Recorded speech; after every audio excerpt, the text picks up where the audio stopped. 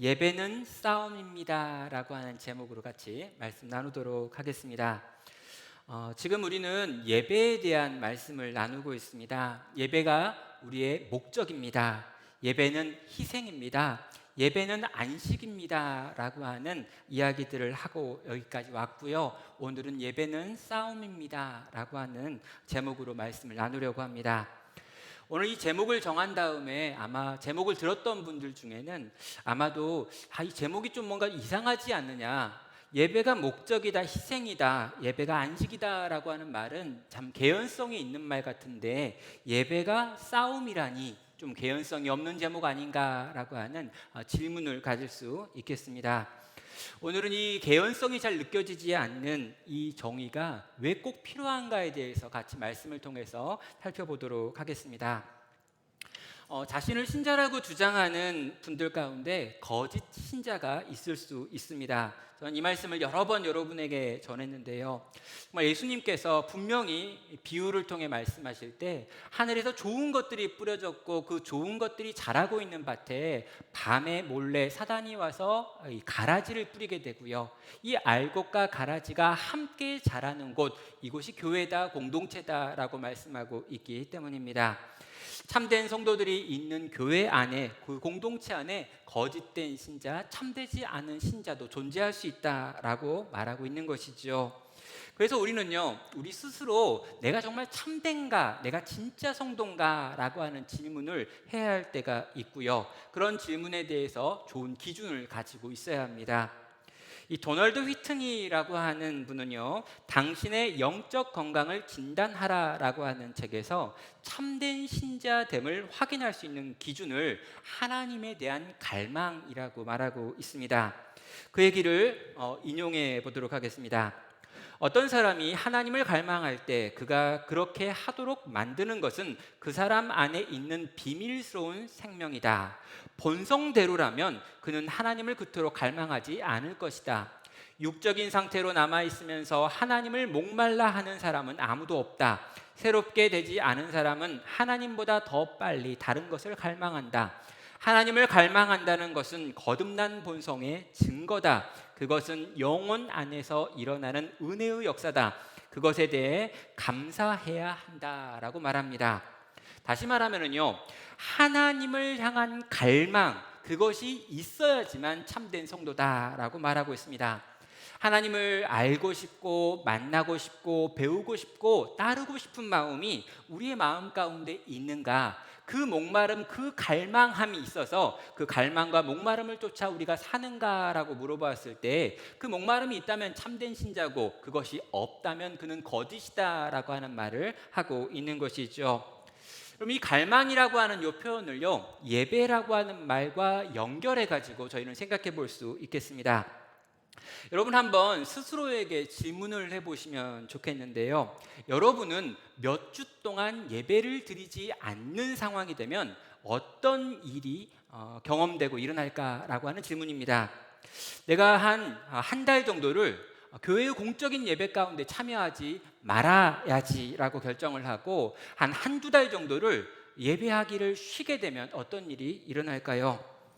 자, 몇 주 동안 내가 예배를 드리지 않았는데도 아무런 이상함이 느껴지지 않는다면, 또 뭔가 좀 찝찝한 기분이 들기는 하지만 별로 그렇게 마음이 어렵지 않다면, 예배를 드리던 일상과 예배를 드리지 못한 일상에 큰 차이가 없다면, 여러분 제가 이렇게 말하면 좀 안 되지만 좀 선명하게 말하자면 당신은 그리스도인이 아닐 가능성이 큽니다.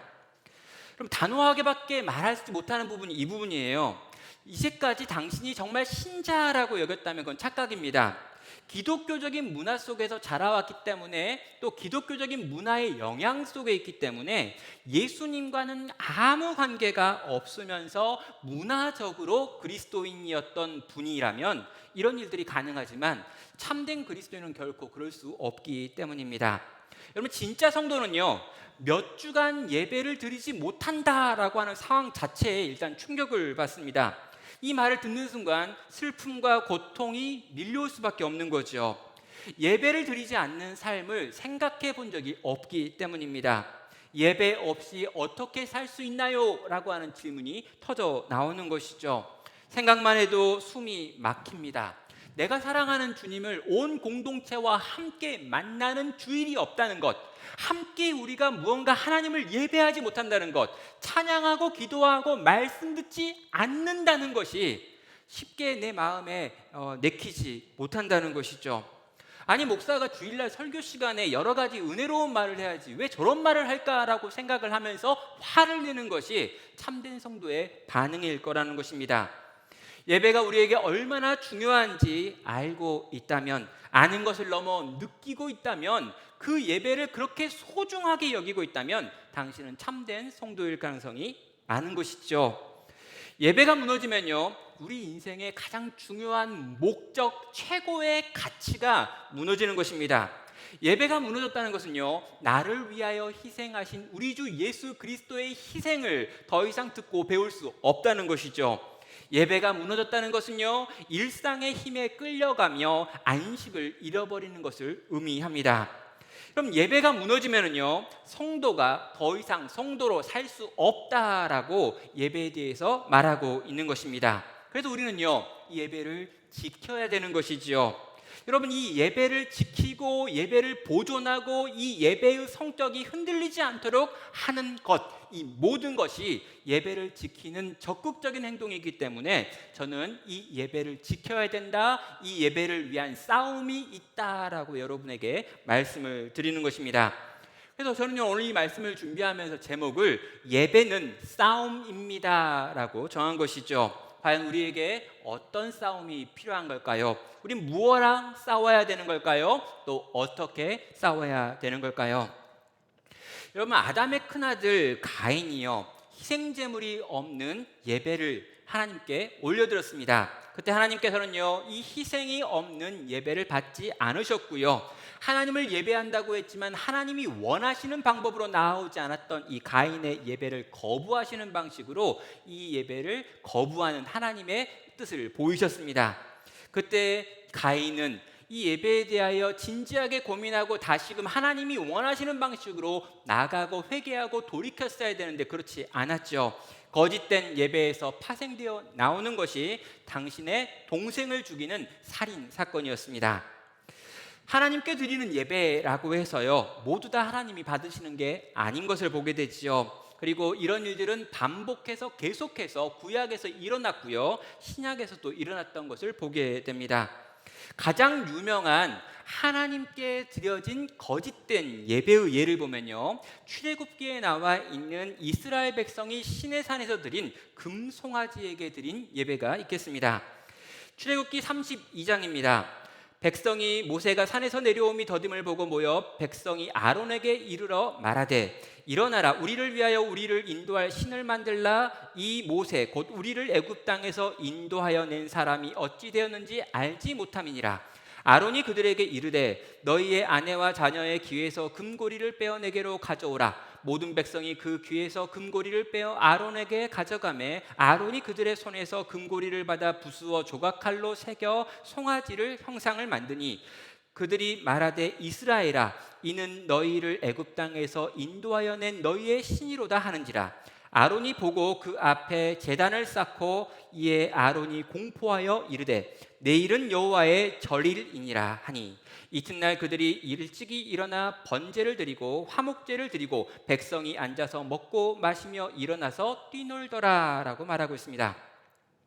여러분, 출애굽한 이스라엘 백성들이 광야로 들어가기 전에 이 시내산에 머물면서 하나님의 율법을 듣고 배웠던 시간이 1년여 정도 있습니다. 지금 이 1년여 정도 있었던 그 율법을 받는 기간에 일어났던 한 사건인데요, 모세가 산 정상에 올라가서 하나님의 임재 가운데 율법을 받고 있을 그 무렵에 사람들이 모세가 돌아오지 않자 불안해하기 시작했습니다. 그래서 그들이 모여가지고 모세의 형이면서 대언자였던 아론에게 찾아가서 우리를 인도하여 낼 신을 좀 만들어 달라라고 요청을 하지요. 아론은 그들의 요청을 받아 그들에게 금을 받아가지고 하나의 송아지를 만들게 됩니다. 그런 다음에요, 이 송아지에게 이름을 붙이는데, 너희를 애굽 땅에서 인도하여 낸 너희의 신이다라고 말하고요, 그 신에게 예배하는 날을 정하는데 그 날의 이름을 내일은 여호와의 절일이다라고 선언하고 있습니다. 다음날 백성들은요, 금송아지 신상 앞에서 번제와 화목제를 드리고 먹고 마시고 뛰노는 예배를 드리고 있죠. 자, 우리는요, 이 사건의 결과가 하나님의 분노였다는 걸 알고 있습니다. 그리고요, 이 하나님의 분노로 말미암아 많은 이들이 죽임을 당하기도 했고요, 그 뒤에 하나님과 이스라엘 관계가 많이 달라지고 있는 모습도 보게 되지요. 자, 이들에게 있었던 문제가 뭐였나라고 하는 질문을 던져볼 필요가 있습니다. 왜 굳이 그들은 금으로 송아지를 만들어 예배했던 것일까라고 하는 질문이죠. 여러분, 그들에게는요, 금으로 만들어진 눈에 보이는 송아지 우상이 필요했던 것입니다. 여러분, 하나님은요, 보이지가 않습니다. 또 하나님은요, 보이지가 않기 때문에 예측하는 것이 불가능합니다. 자, 이스라엘 백성들은요, 하나님이 보였으면 좋겠고 하나님이 예측 가능한 분이었으면 좋겠다라고 하는 생각을 가졌던 것이죠. 도대체 지금 모세를 데리고 하나님이라고 하는 그 여호와가 저 산 위에 있다고 하시는데, 지금 여호와의 임재를 상징하는 불이 시내산 꼭대기에는 있지만 이 여호와께서 도대체 무슨 생각으로 우리에게 뭘 하려고 하는지 알 길이 없다는 거예요. 그래서 보이지 않는 하나님, 예측할 수 없는 하나님을 보이는 하나님, 예측 가능한 하나님으로 바꾸고 싶었던 것이 이스라엘의 마음이었고 또 인간 본성이 가지고 있는 종교성인 것입니다.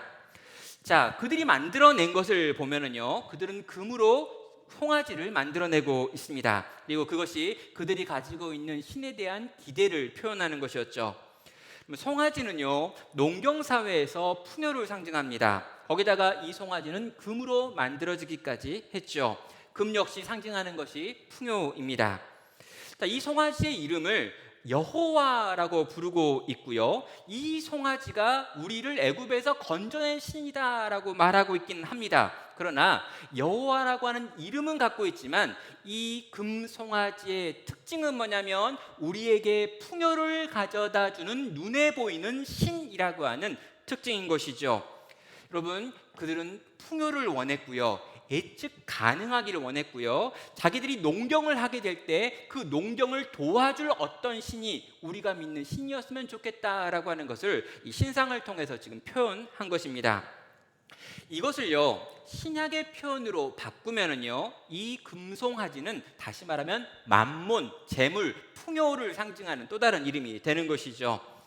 이스라엘은 자기들을 구원한 하나님, 10가지 재앙으로 애굽을 치신 하나님, 자기를 그 사망에서 건져내신 하나님을 경험했습니다. 그런데요, 그들은 그 놀라운 하나님을 경험했고 그 기적을 체험했고 홍해를 가르시는 능력의 주를 맛보았음에도 불구하고 심지어 자기들이 지금 머물고 있는 시내산 꼭대기에 여호와의 불과 구름이 임해 있는 그 임재를 눈으로 확인하는 중에도 그들의 마음 가운데 저 눈에 보이지 않는 신은 불안하고 좀 불안하지 않은 신, 예측 가능한 신이 있었으면 좋겠다라는 생각을 품고 있었던 것입니다. 그들은 여호와라고 하는 이름을 가진 또 다른 신을 만들어낸 것이지요. 그들의 간절한 바램과 소원을 담아가지고 풍요라고 하는 신을 만들고 있는 것입니다. 성도 여러분, 우리는요, 하나님을 예배한다라고 하면서요, 하나님을 예배하지 않을 수 있습니다. 형식은 여호와의 절일이라고 부르고요, 거기서 번제와 화목제를 드리고 들고 일어나서 뛰며 춤추면서 예배하는 모든 이 여호와 하나님께 드리는 것과 똑같은 형식의 예배를 드릴 수 있다는 거지요. 그런데요, 그 똑같은 형식을 취하여 똑같은 이름을 부르며 하나님을 예배했지만 그 모든 것이 하나님을 향한 것이 아니라, 여호와를 향한 것이 아니라 금송아지를 향한 것이 될 수 있다는 것입니다. 그들이 마음에 무엇을 품고 있는지, 중심을 어떻게 가지고 있는지, 참으로 그들이 정말 예배하고 싶은 대상이 누구인지를 우리는 찬찬히 살펴봐야 한다는 것이죠. 성도 여러분, 우리는 어떤가라고 질문해 볼 필요가 있습니다. 우리 역시 예배의 대상을 바꾸고 싶은 죄된 본성을 가지고 있기 때문이죠. 또 우리뿐만 아니라 우리 공동체 전체가 어쩌면 잘 보이지 않고 예측이 불가능한 여호와보다는 거룩하신 하나님, 이 죄를 싫어하시는 하나님보다는 풍요를 상징하고 우리의 농경을 도와주며 심지어 순하기까지 하고 고기와 살까지 내어주는 송아지를 섬기고 싶어하는 마음이 우리 가운데 있다는 거예요. 여러분, 우리는요 진지하게 이 부분에 대하여 씨름해 보셔야 합니다. 겉으로는 완전히 여호와를 섬기는 것 같지만 실상 그 중심에 정말 예배하고 있는 대상은 만몬일 수 있기 때문인 것이죠. 그럼 이 싸움은요 너무나 강력합니다. 한두 번 이겼다고 만족할 수 있는 것이 아니고 안심할 수 있는 것도 아니죠. 성도의 평생은요 여호와 하나님을 계속하여 예배할 것인가, 아니면 중간에 그 예배의 대상을 바꿀 것인가의 싸움이 된다는 것입니다. 이 싸움은 쉽지 않습니다. 왜냐하면 끊임없이 우리의 본성은요 하나님을 눈에 보이는 것으로 바꾸고 싶고요, 내가 예측할 수 없는 하나님이 아니라, 성경이 말하는 그 거룩하신 하나님이 아니라 내 인생의 모든 걸 도와주고 채워주는 풍요의 송아지를 원하는 본성이 있기 때문입니다. 성도 여러분, 우리는 이 본성과 싸워야 되는 거예요. 끊임없이 우리의 예배의 대상을 바꾸고 싶어하는 우리의 죄된 본성과의 처절한 싸움이 예배 때마다 우리 가운데 일어나는 싸움인 것입니다. 자, 이런 구약에서 일어나는 예배의 싸움은요 신약에 가도 이어지고 있습니다. 그럼 이 싸움이 얼마나 강력하고 어려운 것인지를 보여주는 예가 오늘 우리가 함께 읽었던 마태복음 4장 8절로 11절에 나와 있는 광야에서 40일 동안 금식하신 예수님께 찾아와 그를 시험하는 사단의 세 번째 마지막 시험의 내용을 통해서 보게 됩니다. 8절은 말합니다. 마귀가 또 그를 데리고 지극히 높은 산으로 가서 천하만국과 그의 영광을 보여 이르되 만일 내게 엎드려 경배하면 이 모든 것을 내게 주리라. 이에 예수께서 말씀하시되 사탄아 물러가라, 기록되었을 때 주 너의 하나님께 경배하고 다만 그를 섬기라 하였느니라. 이에 마귀는 예수를 떠나고 천사들이 나와서 수종하니라. 아멘. 자, 예수께서 공생애를 시작하셔야 합니다. 그래서 40일 동안 광야에 가셔서 금식하셨죠. 이 모든 금식이 끝나고 이제 공생애를 시작하려고 하는 그 찰나에 사단이 광야에 찾아왔습니다. 그리고 예수님을 세 가지로 시험했죠. 첫 번째는요 돌이 떡이 되게 하는 시험이었습니다. 두 번째는 높은 성전에서 뛰어내려서 살아있는 것, 천사가 너를 붙들어 내는 것을 보게 하라 라고 하는 시험이었죠. 예, 먹을 것을 책임지라, 또는 이 이름을, 명성을 얻으라 라고 하는 제안이었다면, 마지막 세 번째 나오고 있는 이 유혹의 내용은요 네가 만약 내게 엎드려 절하면 내가 천하만국에 있는 모든 걸 다 너에게 주겠다라고 하는 예배와 관련된 내용이었습니다. 자, 예수님이라면은요 이런 사단의 시험쯤은 아무것도 아닐 거야 라고 생각하는 분들이 종종 있는데요, 여러분 아닙니다.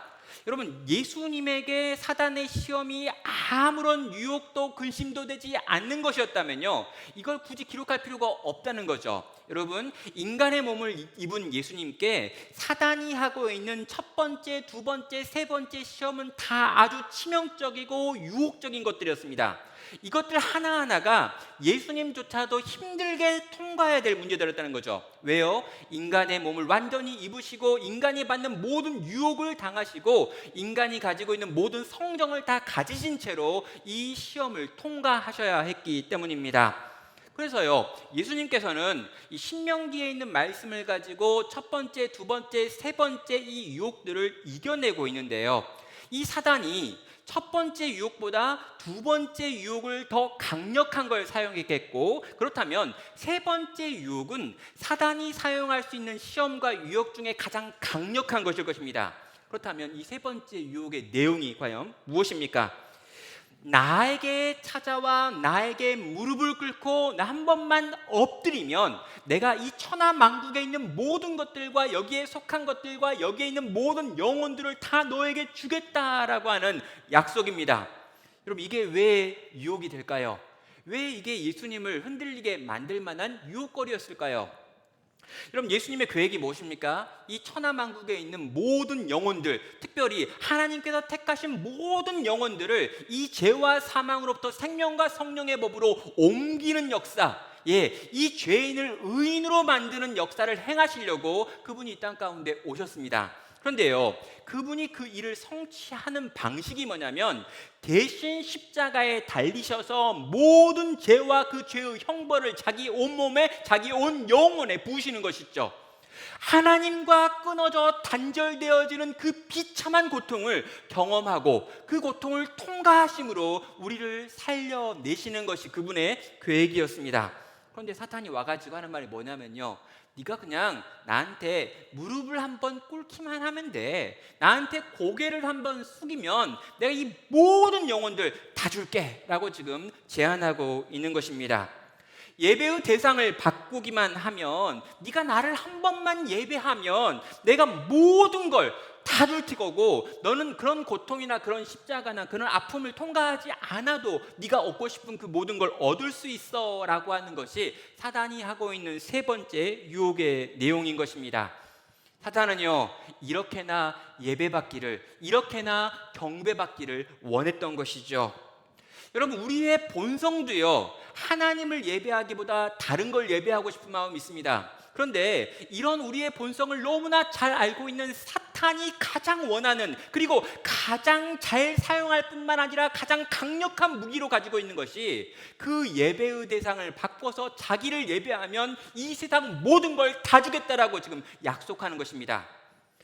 사랑하는 성도 여러분, 이 유혹 앞에서 여러분은 어떻습니까? 정말 이 예배에서 한 번만 사단에게, 한 번만 이 마귀가 원하는 대로 무릎을 꿇어주고 고개를 숙여주기만 하면 여러분이 원하는 그 모든 걸 다 얻을 수 있다라고 사단이 우리에게 유혹할 때, 그 유혹 앞에서 우리는 예배의 대상이신 우리 하나님을 향해서 계속해서 고개를 숙이는 참된 예배자로 살 수 있는 걸까요? 그래서 저는요, 이 예배가 싸움이다 라고 하는 표현을 쓴 것입니다. 이건요, 영적인 전쟁입니다. 이 전쟁은요, 너무나 치열합니다. 사단은 또 우리의 죄된 본성은 끊임없이 우리로 하여금 예배의 대상을 바꾸라고 요구하고 있습니다. 우리는요, 변화된 하나님의 사람들은요, 성령의 능력으로 살아가는 사람들은요, 어찌하였건 간에 오직 주 여호와 하나님만 내가 예배하겠다라고 말하며 이 땅에서 하나님을 예배하는 자로 끝까지 살고 살아내야 한다는 것이죠. 이 싸움은 피 흘리는 싸움입니다. 이 싸움은 그냥 쉽게 넘어가고 싸워낼 수 있는 그런 싸움이 아니라는 것이죠. 편안한 자리에 앉아가지고 관람하듯 할 수 있는 그런 것이 우리의 예배가 아니다라고 하는 것을 말씀하는 것입니다. 그렇다면 여러분, 이제 우리는요, 이 예배의 대상을 어떻게 하면 끝까지 우리가 붙들 수 있는가라고 하는 질문을 할 수밖에 없죠. 시험을 이기신 예수님을 통해서 우리는 어떻게 해야 이 예배의 대상을 붙들 수 있는지를 배우게 됩니다. 신명기 6장에 있는 말씀을 다시 한번 보겠습니다. 신명기 6장 12절과 13절입니다. 너는 조심하여 너를 애굽 땅 종되었던 집에서 인도하여 낸 여호와를 잊지 말고 내 하나님 여호와를 경외하며 그를 섬기며 그의 이름으로 맹세할 것이니라 라고 말합니다. 모세가 이스라엘 백성에게 한 권면입니다. 이제 이스라엘 백성들이요, 광야를 통과했고 가나안 땅으로 들어가게 됩니다. 가나안에 들어가면 가나안에 있는 수없이 많은 신들을 만나게 될 텐데, 이 수없이 많은 신들 속에서 오직 여호와만 섬기고 오직 여호와만 예배하는 사람들이 되어야 한다라고 하는 것이 이 광야를 끝내는 모세가 유언처럼 남기는 신명기의 말씀이시죠. 자, 그는요, 이 이스라엘 백성들을 바라보면서 우리를 애굽에서 건져낸 여호와 하나님을 잊지 말아야 한다라고 말합니다. 그리고 그 여호와 하나님만 경외하고 오직 그분만 섬기며 그분의 이름으로만 맹세해야 한다라고 가르치고 있는 거죠. 구원의 하나님을 기억하고 이 구원의 하나님만 유일한 예배의 대상으로 삼고 그분만 예배하며 살아가는 삶이 우리들의 삶이어야 한다라고 지금 도전을 한 것입니다. 이 모세가 했던 말을 예수님께서 그대로 인용하시면서 마귀의 세 번째 유혹과 싸워 이기신 것이죠. 오직 우리를 구원하신 그 여호와 하나님을 기억함으로 이 싸움에서 끝까지 주를 예배하는 자가 되라고 하는 것이 예수님의 말이었고 모세가 전한 말씀이었던 것입니다. 성도 여러분, 우리가 어떻게 이 생명을 유지하며 온전한 예배의 대상을 끝까지 붙들 수 있는가? 그 이유는요, 우리를 예수님께서 어떻게 구원하셨는지를 다시 한번 생각하고 기억할 때 가능합니다. 우리가 어떻게 생명을 얻었습니까? 우리가 어떻게 죄로부터 건짐을 얻었나요? 우리가 어떻게 영원한 생명을 소유하게 되었으며 하나님을 예배할 수 있는 존재가 되었습니까? 어떻게 우리가 하나님과 교제하는 존재가 된 걸까요? 성자 하나님이신 우리 주 예수 그리스도께서 우리의 죄를 짊어지고 십자가에 달려 죽으심으로 우리를 사망에서 생명으로 옮기셨기 때문입니다. 여러분, 이게 너무너무 중요합니다. 왜 중요하냐고요? 이 세상 어떤 신도 우리를 대신하여 우리 죄 때문에 십자가에 달려 죽은 신이 없기 때문이에요. 여러분, 이걸 기억하셔야 합니다. 세상의 많은 신들은 끊임없이 우리에게 무언가를 약속합니다. 네가 나를 믿으면, 내 말대로 하면, 내 뜻대로 하면, 내 길을 따라가면 이러이러한 복을 줄 것이고 이런 걸 채워줄 것이고 이런 것들을 해결할 것이다 라고 이야기하며 우리에게 많은 것들을 약속하고 있어요. 그런데 여러분, 우리를 위하여 우리 때문에 십자가에 달려 죽은 신은 세상 어디에도 없단 말입니다. 여러분, 우리 때문에 죽은 신은 없어요. 우리 때문에 망가지고 부서지고 깨어지고 찢겨진 신은 없습니다. 우리 때문에 피 흘리신 신은 없습니다. 우리 때문에 물과 피를 다 쏟으시고 하나님을 향하여 엘리 라마 사박단이라고 외치며 하나님과 끊어지는 고통을 통과했던 신은 세상 어디에도 없다는 것이죠. 그래서 여러분, 우리는요, 그분을 생각하고 그분을 기억하고 그분이 나를 위하여 행하신 일들을 떠올리고 기억할 때 오직 그분만 예배하겠노라 라고 하는 고백을 할 수 있는 것입니다. 사랑하는 성도 여러분, 우리를 위하여 죽으신 신은 오직 우리 주 예수 그리스도밖에 없습니다. 십자가에 달려 처참하게 죽어가셨던 신은 온 인류 역사상 딱 한 분 예수님밖에 없습니다. 그분을 생각할 때마다, 그분을 기억할 때마다, 그분을 떠올릴 때마다 우리는 하나님을 향하여 우리의 초점을 맞추고 우리의 예배의 대상은 오직 하나님뿐이시다라고 하는 고백을 하며 다시금 또 그렇게 나아갈 수 있다는 것이죠. 사랑하는 성도 여러분, 자신에게 예배하라 라고 말하는 세상의 수없이 많은 신들은 끊임없이 우리를 유혹할 것입니다. 우리의 평생은 그렇게 유혹하는 세상 신들과의 싸움이 될 것입니다. 그런데 여러분, 우리가 언제 그 신들의 유혹 앞에 넘어지는지를 한번 생각해 보십시오. 여러분, 우리가 넘어지는 가장 큰 이유는 뭐냐면 십자가로부터 멀리 멀어질 때입니다. 예수님이 나를 위하여 행하신 복음을 점점 희미하게 생각할 때, 그것이 나의 손에 붙들리지 아니할 때 우리는 세상 신들의 유혹 앞에 굴복하고 그 앞에 거꾸러지더라는 것이죠. 성도 여러분, 이 많은 신들이 도대체 누구며 그 신들이 나를 어떻게 유혹하는지에 대하여 연구해가지고 그 신과 싸울 생각 하지 않으셔도 괜찮습니다. 그렇게 싸워봐야 여러분 질 수밖에 없어요. 여러분, 세상의 우상들이 나를 어떻게 유혹하는지 여러분이 열심히 공부해가지고 배워보려고 하면 일단 여러분 다 공부도 못하지만 여러분이 끊임없이 우상들을 생각하다 보면 우상으로 여러분은 가득 찹니다. 그래서 여러분, 이 우상들과 이 거짓 신들과 싸우는 가장 강력한 방법은 뭐냐면 나를 위하여 십자가에 달려 죽어주신 우리 주 예수 그리스도가 어떤 분이시며 그가 우리를 위하여 어떤 사랑을 행하셨는지를 끊임없이 생각하고 더 깊이 그것을 알고 경험하는 자리로 나아가는 것입니다. 생각하면 생각할수록 더 깊이 우리를 사랑하시고 우리를 위하여 행하신 그분의 놀라운 것들을 경험할 때 우리는 이 세상에서 세상 신들을 버리고 오직 하나님만 예배하는 자리로 나아갈 수 있기 때문이죠. 사랑하는 성도 여러분, 주님이 우리를 위하여 행하신 것들이 얼마나 많은지를 더 많이 생각하고 기억하시길 바랍니다. 하나님의 말씀을 볼 때마다 그것들을 더 많이 깨달아 가시길 바랍니다. 우리의 평생을 통해 가지고 점점 더 그분이 나를 위해 행하신 것들을 많이 알게 되고 경험하게 되는 복된 성도가 되신다면 우리는 이 세상에서 계속해서 하나님만 예배하는 예배자로 살 수 있기 때문입니다. 성도 여러분, 우리는요, 이 예배가 싸움이다라고 하는 걸 계속해서 기억해야 합니다.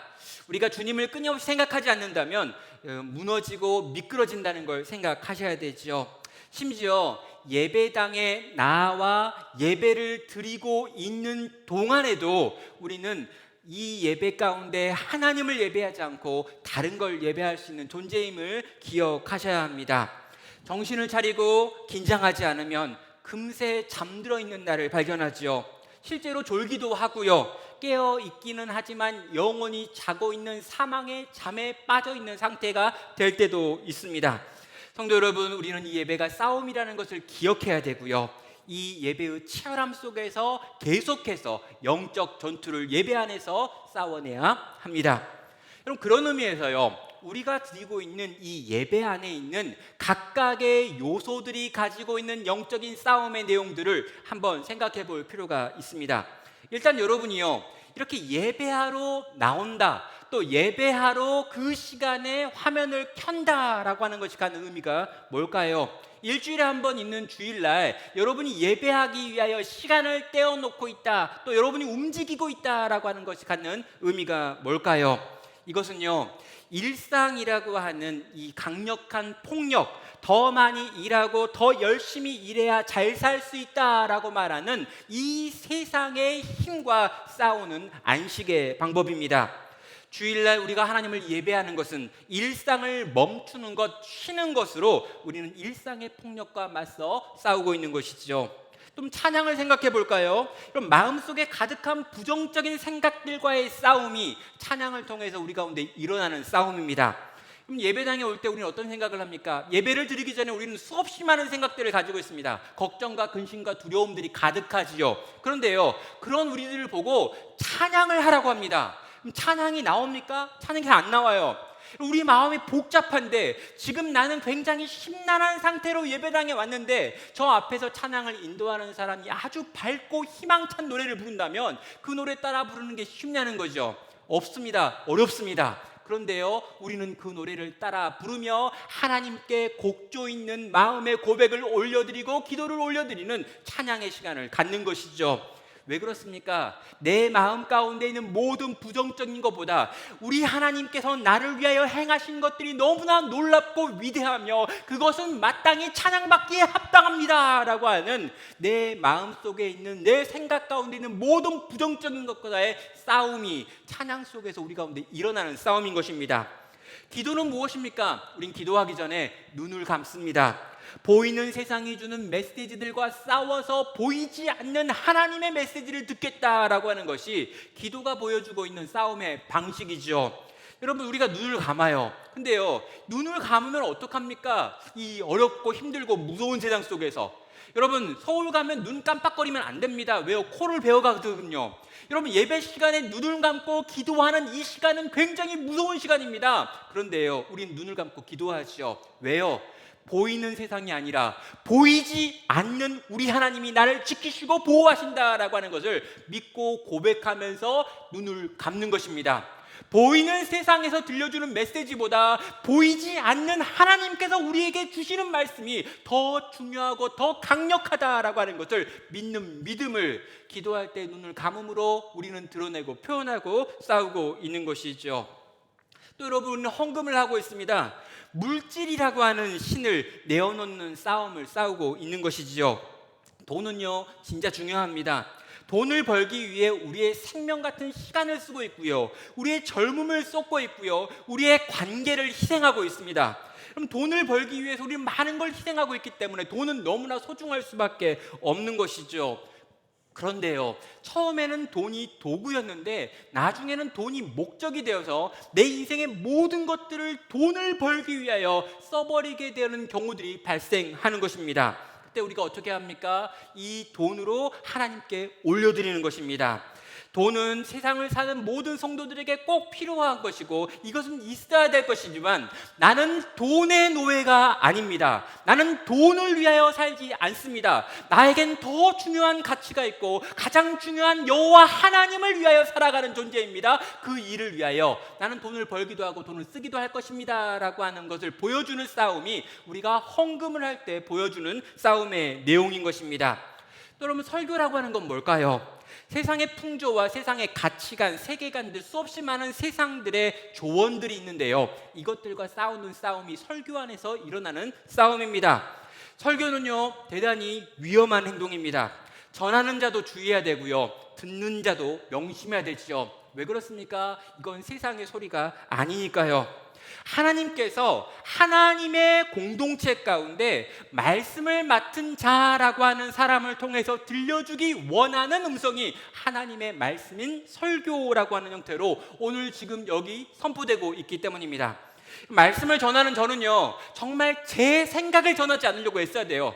말씀을 전하는 저는요, 하나님께서 우리 공동체 가운데 주시는 말씀을 전하기 위하여 깨어 있어야 합니다. 여러분, 엉터리 설교자도 많다는 걸 인정해요. 자기 생각을 하고 자기 말을 하는데 거기다 성경 구절을 갖다 쓰는 사람도 있다는 걸 저는 알고 있습니다. 악한 거고요, 잘못된 거고요, 하나님께 분명한 심판을 받을 것입니다. 설교는 그딴 게 아니니까요. 사랑하는 여러분, 하나님의 말씀이 하나님이 사랑하시는 공동체, 하나님이 사랑하는 각 영혼들에게 들려지기 위한 도구로 설교자를 사용하고 있습니다. 설교 시간을 쓰고 있다는 거죠. 그래서 저 역시 깨어 있어야 되고 긴장해야 되고 두려워하며 말씀을 전해야 합니다. 동일하게요, 말씀을 듣는 여러분도 이 시간에 여러분에게 찾아오시는 하나님의 음성에 반응하셔야 합니다. 세상에서 똑똑한 사람들이 들려주는 이야기가 아닙니다. 세상에 지혜로운 사람들이 들려주는 지혜가 아닙니다. 세상이 가르쳐주는 세상의 풍조라든가 세상이 말하고 있는 여러 가지 다양한 방식의 조언들이 아닙니다. 여호와 하나님께서 당신의 사랑하는 백성들에게 오늘이라고 하는 지금 들려주는 그 음성이라는 거죠. 그 음성을 듣고 그 음성으로 무장해서 세상에서 들려지는 수없이 많은 소리들과 여러분은 싸움을 싸워야 한다는 것입니다. 성도 여러분, 설교 시간에 그래서 우리는 정신을 차려야 되고요, 하나님께서 우리에게 뭘 말씀하신지 들어야 되고요, 들은 말씀을 무겁게 받아들여야 되고요, 받은 말씀을 우리의 삶 가운데 적용하기 위한 또 다른 분투의 삶을 살기 시작해야 되는 것입니다. 마지막으로요, 여러분, 광고라고 하는 시간이 있습니다. 이 광고라는 시간을 여러분은 어떻게 생각하시나요? 광고. 여러분, 이 광고는요, 나 혼자 잘 살면 된다라고 생각하는 개인주의와의 싸움입니다. 여러분, 광고 시간을 사람들이 대부분 우습게 생각합니다. 그래서요, 이 광고 시간에는 딴짓하는 분들이 꽤 많아요. 그래가지고 광고를 했는데도 그걸 들었는데도 못 알아들어요. 분명히 그 시간에 들었음에도 불구하고 무슨 말인지 아무것도 기억 못합니다. 광고 시간에 이것 좀 읽어보라고 했는데 분명히 읽은 것 같았는데 절대 기억 못해가지고 또 물어봐요. 또 물어봐요. 신기합니다. 왜 광고는 안 들릴까요? 관심이 없으니까요. 여러분, 이때 우리가 집중하여 들어야 될 이유가 뭔지 아십니까? 주님의 몸된 교회 공동체 전체에서 함께하는 소식들이기 때문입니다. 여러분, 누 집에서 애가 태어났습니다. 애 모르는 애예요. 만난 적도 없습니다. 걔 부모도 몰라요. 근데도 그 소식을 듣고 우리는 함께 기뻐합니다. 여러분, 새 가족 한 분이 등록했습니다. 80이 다 되신 분이 등록을 했어요. 그게 우리에게 왜 기쁨이죠? 예, 기쁨입니다. 우리는 한 몸이니까요. 예, 우리의 어르신들한테 선물을 증정하고요, 함께 축하하고 박수합니다. 70이 넘으신 동안 그 인생의 무게를 생각하고 감사하고 감격해하면서 이렇게 살아주신 당신께 우리의 마음의 사랑들을 표현하는 거죠. 이 모든 것들이 공동체의 광고 가운데 들어있습니다. 우리 공동체가 어디로 갈 것인지, 어떤 이야기들이 있는지, 뭘 진행할 것인지 차근차근 들으면서 함께 울기도 하고 함께 웃기도 하는 시간이 바로 우리 교회 공동체 가운데 있는, 예배 안에 있는 광고가 갖는 의미인 것이죠. 나 혼자만 잘 살면 된다라고 생각하는 우리 대부분이 가지고 있는 개인주의와의 싸움이, 바로 공동체를 향한 마음이 이 광고 시간에 우리 가운데 주어지는 영적인 싸움인 것입니다. 성도 여러분, 예배의 모든 요소들은요, 영적인 전쟁입니다. 우리는 이 싸움을 통과하면서 점점 더 하나님을 온전히 예배할 수 있는 사람이 되어가는 것이죠. 예배는 싸움입니다. 이 싸움은 치열합니다. 그리고 이 싸움은요, 우리가 이 땅에서 신앙생활하는 동안 끝까지 계속될 싸움일 것입니다. 이 싸움이 끝나기는 하는 걸까요? 과연 언제쯤 끝날까요? 라고 물어본다면, 여러분, 끝나는 날이 있지요. 언제일까요? 하늘에 있는, 이 땅에 있는 모든 싸움이 끝나고 우리에게 있는 시간이 끝난 다음에 저 영원한 천상에서 우리는 이 싸움이 끝난 채로 하나님을 예배하게 될 것입니다. 여러분, 이 사도 요한이요, 그 반모섬이라고 하는 섬에 갇혀서 유배 생활을 할 때 하루는 예수 그리스도께서 친히 그에게 찾아오셔서 보여주시는 환상이 있었습니다. 그리고 그 환상 가운데 이 요한에게 주님이 보여주신 것은 천상에서 드려지고 있는 영광스러운 예배의 장면이었죠. 그 장면이 계시록 4장과 5장에 나와 있습니다. 특별히 계시록 5장 11절부터 14절까지는요, 이 천상에서 드려지는 영광스러운 예배의 정점, 이 끝이 뭔가를 보여주고 있죠. 내가 또 보고 들음에 보좌와 생물들과 장로들과 둘러선 많은 천사의 음성이 있으니 그 수가 만만이요 천천이라. 큰 음성으로 이르되 죽임을 당하신 어린 양은 능력과 부와 지혜와 힘과 존귀와 영광과 찬송을 받으시기에 합당하도다 하더라. 내가 또 들으니 하늘 위에서와 땅 위에서와 땅 아래와 바다 위에와 또 그 가운데 모든 피조물이 이르되 보좌에 앉으신 이와 어린 양에게 찬송과 존귀와 영광과 권능을 세세토록 돌릴지어다 하니 내 생물이 이르되 아멘하고 장로들은 엎드려 경배하니라. 여러분, 이게 사도 요한이 이 환상 가운데 본 예배의 장면이었습니다. 여러분, 지상에 있는 교회들은요 여전히 고난 가운데 있습니다. AD 1세기의 초대 교회에는 수없이 많은 박해와 핍박을 받으며 드러내놓고 예배할 수조차 없어서 깊은 산속에 들어가고 토굴에 들어가고 무덤에 들어가서 예배하던 그 시대입니다. 그렇게 힘들게 예배의 싸움을 싸우고 있는 교회를 바라보면서 너희가 이 싸움을 다 싸우면 저기 저 영광스러운 예배가 있다라고 말하는 거죠. 저 영광스러운 예배 속에서는 어떠한 종류의 싸움도 없고 땅 하늘에 있는 것이나 땅에 있는 것이나 땅 아래에 있는 모든 것들이 함께 여호와 하나님을 예배하며 어린 양을 예배하게 되는 그날이 올 것이다 라고 말하며 오늘 우리에게 주어져 있는 이 예배의 싸움을 싸울 것을 요청하고 있는 것입니다. 사랑하는 성도 여러분, 감염병의 시기를 보내며 또 이 시기가 길어져 가면서 한국 교회의 공적인 예배가 흔들리고 있다라고 하는 말을 많이 합니다. 또 제가요 이 예배라고 하는 시리즈를 준비하게 됐던 이유 역시요, 온라인으로 예배하고 있는 우리 성도님들이 너무 예배 시간에 지각을 많이 하는 걸 보면서 한 60명, 70명이 지각하고 있는 모습을 보면서 우리의 공적인 예배가 너무 많이 무너졌구나. 온라인이냐 오프라인이냐의 문제가 아니라 우리가 공적인 예배를 너무나 우습게 생각하고 있구나라고 하는 생각이 들어서 이 예배에 대한 시리즈를 준비하게 됐습니다. 이 예배의 영적 싸움을 싸워주시길 바랍니다. 예배가 싸움이라는 걸 제발 기억해 주시길 바랍니다. 끊임없이 우리의 예배를 흔들고 있는 저 사단과 우리의 죄된 본성이 있다는 걸 기억해 주시길 바랍니다. 영광스러운 날, 영광스러운 예배를 우리가 드리게 될 것입니다. 그러나 그때가 오기 전까지 이 땅에서 우리의 예배는 싸움이라는 걸 기억하고 치열하게 이 예배의 싸움을 싸워주시는 우리 나눔교회 모든 성도 되시기를 주님의 이름으로 축원합니다. 이 시간 함께 우리 들었던 말씀을 품고 한 1분 정도 한번 자기를 돌아보는 시간 갖도록 하겠습니다. 예배를 혹시 관람하는 거라고 생각했다면 이 시간 좀 우리 마음을 바꿔달라고 기도하겠습니다. 정말 이 예배가 싸움이라는 걸 기억하게 달라고 같이 구하고요, 이 예배 가운데 있는 싸움에서 나로 이기게 달라고, 끝까지 이 싸움을 완주하게 달라고, 정말 영광스러운 예배 가운데 들어가게 되는 날까지 우리로 이 길을 걸어가는 나와 우리가 되게 달라고 이 시간 잠깐 들었던 말씀 품고 묵도하도록 하겠습니다.